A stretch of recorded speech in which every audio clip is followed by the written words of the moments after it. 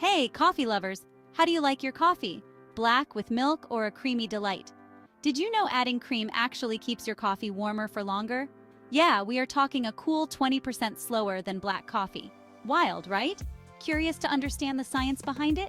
Stick around, it's going to be legend. Wait for it. Dairy. Wink wink. Factfinity and Beyonders, welcome back. It's Fab, and I'll be your coffee guide today. Ready for a virtual coffee break to explore the fascinating world of coffee?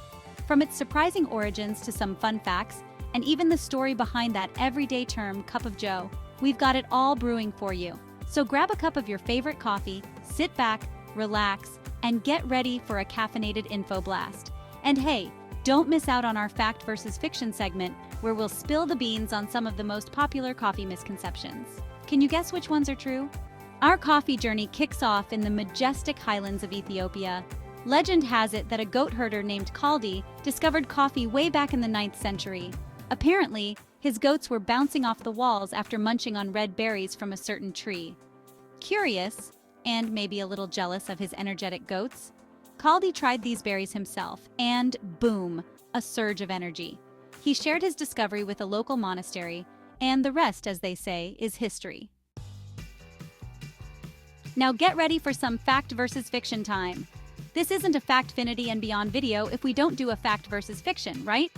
We're about to debunk some common coffee myths and find out why they've been steaming in the pot of public perception. Let's do it. First up, coffee beans are beans. This is a classic case of mistaken identity. They're called beans because of their resemblance to true beans, but it's fiction. They're actually the pits of a fruit called a coffee cherry. It's easy to see why the mix-up happened. They look like beans, they're called beans, but they're seeds at heart. Mind blown. #Factfinity alert. Next, dark roasts have more caffeine than light roasts. It's fiction. The confusion here comes from the flavor dark roasts have a bolder, stronger taste, so it's easy to assume they pack more of a caffeine punch. In fact, light roasts may have slightly more caffeine than dark roasts, depending on how you measure them. The roast level doesn't really have a significant effect on the caffeine content of your coffee. The amount of caffeine is decided by the amount of coffee used when brewing. Want more caffeine kick? Then just add more coffee. And our final one for today, a cup of coffee has more caffeine than an espresso. This one's tricky because espresso shots are so concentrated. But don't let the small size fool you, it's a fact. A regular cup of brewed coffee usually has more caffeine overall because of the larger serving size. It's all about quantity over concentration. #coffee science. Now that we've cleared the steam, let's keep this coffee convo flowing. I know you're dying to hear the science behind the creamer mystery. We'll get to that in a sec, but first, hit that like button if you learned something new. And don't forget to share your own coffee myths in the comments below. What's brewing in your mind? Time for some fun facts 1, 2, 3 to perk you up. Let's go. Fact 1. Did you know coffee is the world's second most traded commodity, right after oil? That's how much we love our Java. Seriously, the world runs on coffee. Fact 2. Coffee was so important in Turkish culture that under 15th century law, a woman had the freedom to divorce her husband if he did not provide her with enough coffee. Talk about taking your coffee seriously. Maybe they just needed a pick-me-up? Fact 3 and warning. And a heads up to all you pet owners. Keep your coffee away from your furry friends.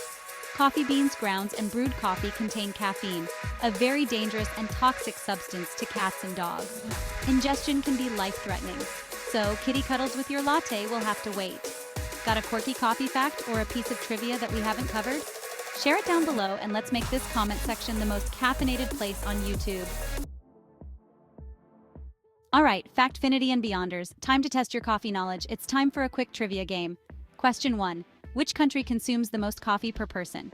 A. USA, B. Finland, or C. Brazil? The answer is Finland. Finland is known for having the highest per capita coffee consumption in the world. On average, Finns drink about 12 kilograms or 26 pounds of coffee per person each year. Coffee is deeply ingrained in Finnish culture, with coffee breaks being a common and cherished part of daily life. Question 2. How many coffee beans go into an average cup of coffee? A. 50, B. 100, or C. 200? The answer is 100. It takes approximately 100 coffee beans to brew a standard 8-ounce cup of coffee. This number can vary slightly depending on the type of coffee, the desired strength, and the brewing method. The coffee beans are ground and then extracted to produce the flavorful beverage we enjoy. Question 3. What is the priciest coffee in the world? A. Blue Mountain, B. Kopi Luwak, or C. Black Ivory? The answer is Kopi Luwak. Kopi Luwak, also known as civet coffee, is considered the most expensive coffee in the world. Kopi Luwak can cost several $100s per pound due to its unique production method and rarity. It is made using coffee beans that have been eaten and then excreted by the Asian palm civet. The digestive process is believed to enhance the flavor of the coffee. Question 4. What is the most common type of coffee bean used worldwide? A.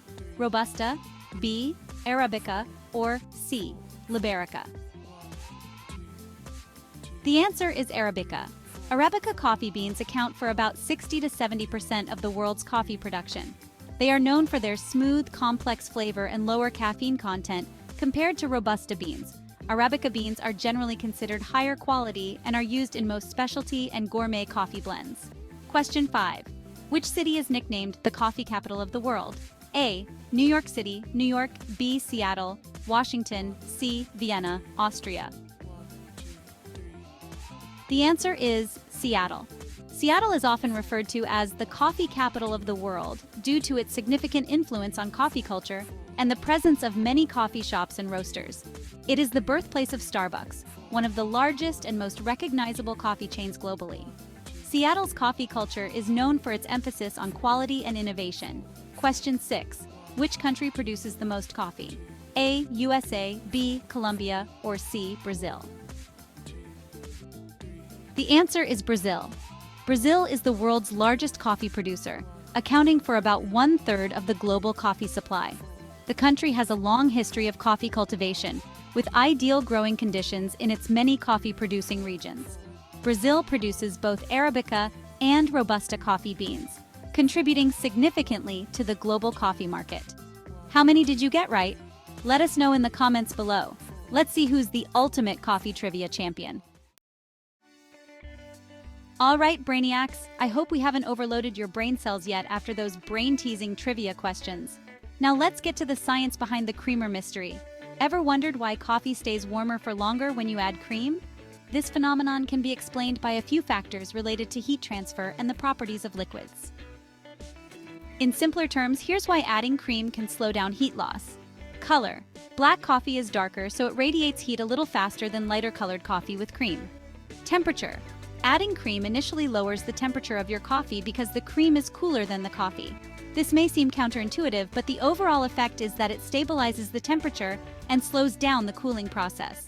Evaporation. Cream makes coffee thicker and more viscous, which means it evaporates slower. Slower evaporation helps keep the coffee warmer for longer. In short, adding cream might cool your coffee slightly at first, but it helps retain heat better in the long run compared to black coffee. Pretty neat, huh?